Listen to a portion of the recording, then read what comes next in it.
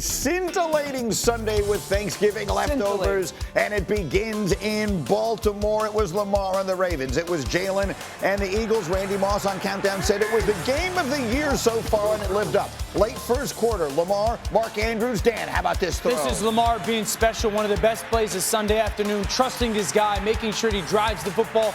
Mark Andrews coming back, making a huge contested catch. And then what could possibly go wrong? Oh!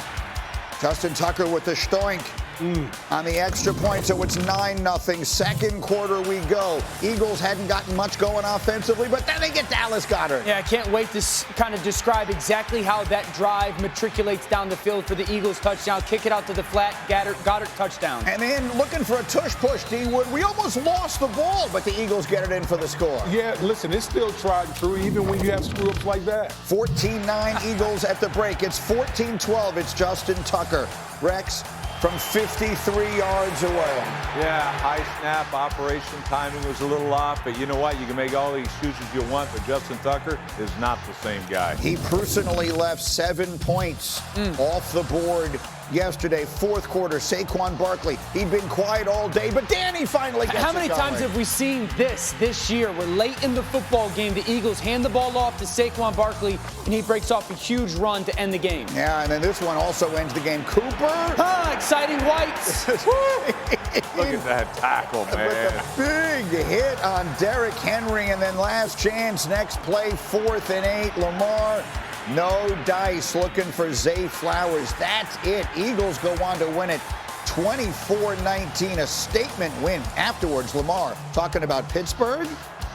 We don't need to worry about the Steelers. We need to worry about us. Like, that's the first thing. Worry about whatever we need to clean up on this side, clean that up. Like, forget every other team. We need to be beating ourselves out there. Little opportunities, we're not making them happen. We're boring, but the monotony, the boring, the day-by-day grind is what gets results. Okay, I'll be the first one to go here because I have to raise my hand and admit it.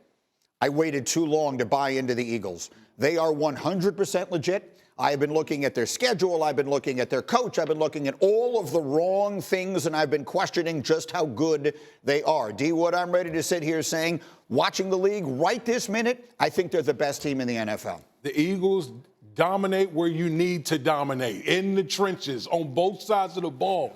And when we talk about levels, there's levels to this. And the Eagles right now, to me, it's the Detroit Lions and the Philadelphia Eagles, and everyone else falls underneath that. The way that the Eagles played yesterday, I thought defensively they were outstanding on the defensive side of football. Vic Fangio, you've talked about Vic Fangio time and time again. With the way he set this defense up, the way they're playing together on the back end with all those young players and how well they're playing on the back end.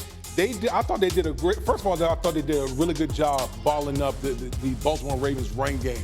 You know, that's one thing you got to handle when you talk about the Baltimore Ravens. But keeping Lamar Jackson kind of keeping him contained in the pocket, because we know that when Lamar Jackson get outside the pocket, it's next to impossible to really contain him. I thought they did a fantastic job, similar to how the Pittsburgh Steelers did with Lamar Jackson. Let's actually do the defensive tape first here, guys, Dan, because I want to make the point. Last year, when the Eagles went into that tailspin, what did we talk about? Their defense looked disconnected from each other. The first 2 games of the season this year. And they looked disinterested. Yeah. And now what do they look like? It's the best tackling team in football, and their 2 defensive tackles, really 3, are playing dominant football. Jalen Carter was great. Jordan Davis, I thought it was the best game of his NFL career.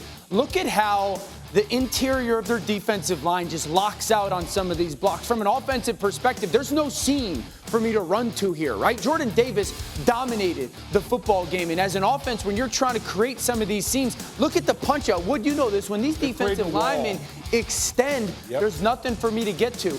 And Greeny, to me, that's the real difference of this defense. Last year's fall off to this year. Last year, the effort, the run to the football, the tackling in space. This isn't hyperbolic. I think this is the best tackling defense in the NFL. You got to credit Nick Sirianni, and you got to credit Vic Fangio. Look at the way that this football team tackles and they run. When you watch this tape, I put a video up last night on Twitter. When you watch this tape, there's 4, 5, 6 guys wearing white jersey getting to the ball, and there's 2 or 3 guys in black jerseys just watching it. That's what the tape says. No, I thought it was fantastic. Vic Fangio, obviously, to me, you talk about the two differences this year, Saquon Barkley and Vic Fangio. Yeah. And the thing that I was amazed by is they played two high safeties. Mm-hmm. How do you do that against the team that runs the ball better Defensive than anybody in the league? right? They make tackles and they dominate from a technique standpoint. And then the other part of it is when they had the pass, they made this guy have to beat him from the pocket. Obviously, there were some guys open at times, but this has been the thing that we've seen. When Lamar has failed, it's because teams make you beat them from the pocket. Lamar is not beating anybody from the pocket, and, especially against this too high safety look. That's where he struggles the most. They were able to do it. You mentioned the defensive tackles. They absolutely dominated the game. Carter and Davis are playing just tremendous football. And you can't do it in a too high safety look unless you have a dominant performance by your tackles. And fundamentally, this team, you're right, Dan, they are playing outstanding. Yeah. And to me, like, you're talking about this is the best team in the National Football League. I think so. Okay? When I look at it, if everybody's healthy, I think it's Detroit, but they're not healthy. Yeah. So this team has caught Detroit. Detroit has 15 guys on injury reserve on defense alone. So I'm going to take this team. The formula works. I love Sirianni talking, we're boring, we're this and that. Hell no, you're not. You're doing it. You found a formula that works. And by the way, this guy sticks with it. They ended 14 carries in a row to end the game here. 14 carries they bullied the bully. Yeah. Baltimore's always been a bully. Guess what? You got bullied. You got hit in the mouth. And the great thing, Nick Sirianni stayed the course. By the way, Saquon Barkley, he only averages 7.6 yards a carry in the second half. Yeah, it's crazy. They have the best offensive line in football with Detroit, and they just maul you. It feels like if they get a fourth quarter lead, it's over. Because I don't know how you get them off the field offensively. It's Saquon or A.J. Brown. And then defensively, I think the defense gets the hunt. And I think the offense is interesting. When you watch this offense play, I've talked about the slow starts, right? I don't like them. But at some point, Kellen Moore figures out what you're doing defensively, and then they get into their no-huddle offense. And I think that's when they put defenses in bind offensively, is they'll present something to the defense, and the defense will stay into their situations. And if they get a first down, they're just going to stay on the field and run no huddle. This is 2nd and 11, little ball fake, okay? Jalen gets a completion. So 2nd and 11 goes to like 3rd and 3, 3rd and 4. Now watch, they get to the line of scrimmage. This is no huddle. Jalen figures out what the defense is in. He's going to communicate to his offensive line. Everybody's going to change the play. Now they want to get into their run game because Baltimore's only got 2 linebackers on the field. So that's advantage Philadelphia. 3rd and 4, they run the ball for 9 yards. Stay on the field. No huddle. You're going to see Jalen at the line of scrimmage again. They're in their 3-by-0 formation. Trips to the bottom, tight end up top. Now what do they want to get into? Remember, Baltimore, 2 linebackers in the game. Here comes the pressure. They go quarterback run. Jalen gets 8 or 9 yards. These are play after play after play. Now they're in their 2-by-2. 2 on the right, 2 on the left. They're in their RPO game. Jalen's going to read that edge man. A.J. Brown on that slant, that flat defender carries it, and then this is the touchdown. It's this very next play. It's the same play. They know they wanted Baltimore to drop the safety in from the boundary, meaning into the sideline. They're going to essentially lock A.J. Brown down, but that safety sees the ball fake. Dallas Goedert to the flat, touchdown. There's 5 plays in a row that they just ran no huddle. They knew exactly what the defense was in, and then that kind of controls the game from them. When they get into that no huddle, they're almost impossible to stop. So for every action, there is an equal opposite reaction, right? So the Eagles look spectacular. Offensively, they look very, very tough to stop. And defensively, right now, they look like the best defense in the NFL. On the other side, I'm old enough to remember, like 3 weeks ago, when Lamar Jackson was having one of the greatest seasons in NFL history. And all of a sudden now, he's not. That Steeler game, it didn't look so good. And then yesterday, the numbers look good. If you just look at his numbers yesterday, he had over 300 yards of total offense. He had 2 touchdowns, but it didn't look right. What did we see? Lamar played poorly, and that's the 2nd time in 3 weeks.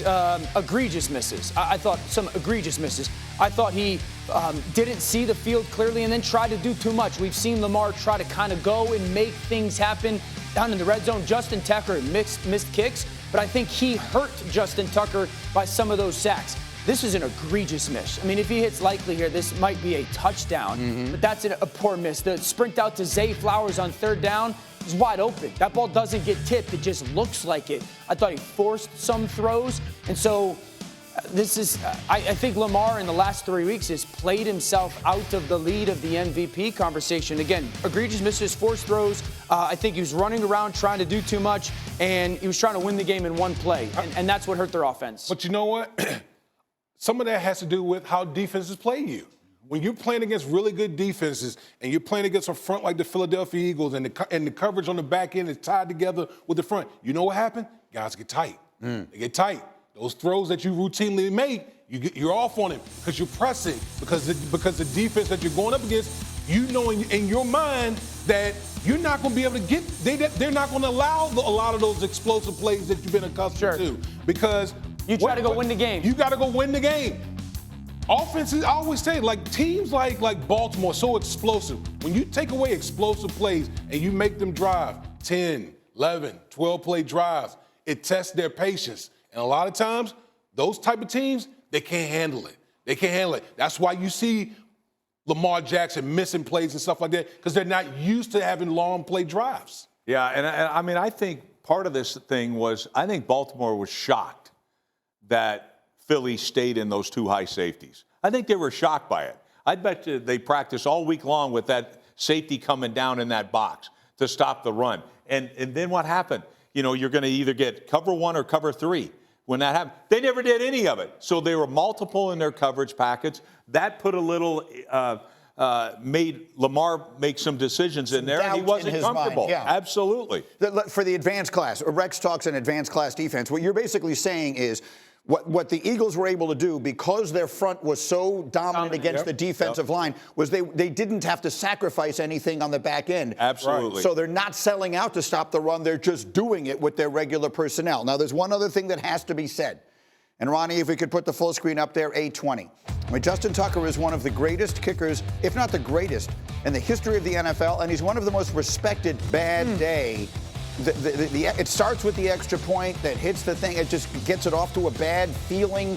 And then the 2 missed field goals. Look, we have no way of proving that this game plays out completely differently if he makes those kick wrecks. But the feeling of the air coming out of the balloon was palpable watching through the television. No, absolutely. After the first missed field goal, you're like, oh, boy. And it does deflate you because you count on that. For years, this team has counted on that. It was money. But guess what? It ain't now. And I'll be honest, Greeny, look, this guy, I don't disagree. He's a Hall of Fame kicker.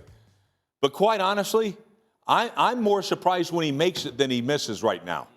And that's like, this guy's missed 10 kicks. Yeah. 10 kicks. We saw John Harbaugh go over to him during the game, you know, give him a hug, which is the right thing to do. And Harbaugh's a great coach. But do they have to consider, I mean, they're going to make the playoffs. Of course they have to. They have to consider something different, right? Yeah, of course they have to. I mean, you have to do right by your football team. They know that they're a Super Bowl caliber football team. And so I think the biggest thing, Harbaugh's track record of obviously special teams, but also leadership, I think the conversation with Justin Tucker is the most important part. Where is he?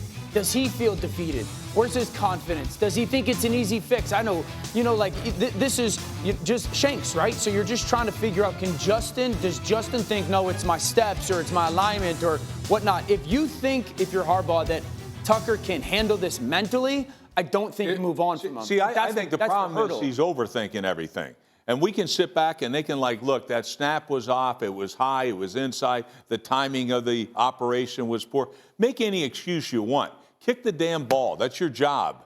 And I'm sorry, I think he's overthinking everything right now. That's why he's pulling the ball. He's obviously missing it right. Yeah. He's not the same guy. Mentally, he's not the same guy.